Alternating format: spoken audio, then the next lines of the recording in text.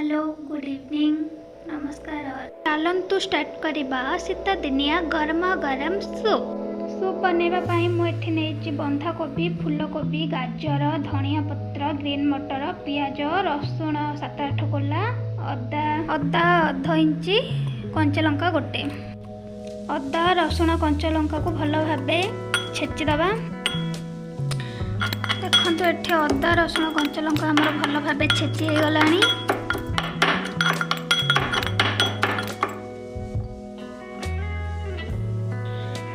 आम अधा चम्मच कॉर्नफ्लोर नहीं 2 चम्मच पानी दे भल भाव गोल रखा ना तो से बिंडा हो। कॉर्नफ्लोर गोल सारा पर गोटे पैन आनिबा गोटे पैन में किसी ऑयल दबा। ऑयल गरम हो आसिले से अदा रसुण कंचा लंका छेचिक रखि पकेबा। 10-15 सेकेंड अदा रसुण आ कंचा लंका को भाजवा।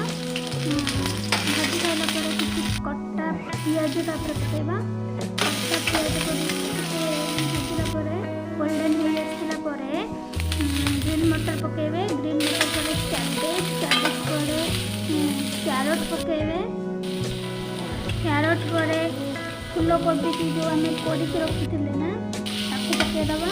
पकईकि गोटे 2 मिनट भाजीदे भाजी आसिले से पानी देदबा। पानी दे सारा पर स्वाद अनुसार लुण टे अधिका टेस्टी करने किसी China salt green chilli sauce तापर सोया सॉस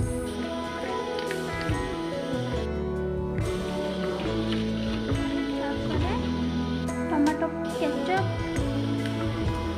किसी पकईकि फुटवा को छाड़दबा। देखु सूप फुटवा आमर ये स्टार्ट हो गला। एठारे किसी कटा धनिया पत्र पकईदबा। आगुर गोल रखि कॉर्नफ्लोर को देदेबा सांगे सांगे गोलेबा ना तो यहाँ बिंडा हो जापे। गोल सारा पर 30 सेकेंड कि गोटे मिनट गोलैबे।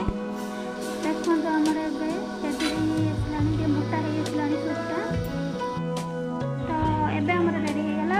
शीत दिन देदेबा सांगे सांगे गोलेबा ना तो यहाँ बिंडा हो जापे। गोल सारा पर 30 सेकेंड कि गोटे मिनट गोलैबे। देखो आमर रेडी हो मोटा हो सूपटा तो एबे आमर रेडी हो गला शीत दिनिया गरमा गरम सूप। शीत दिन सूप पीवा द्वारा फास्ट आम सर्दी भल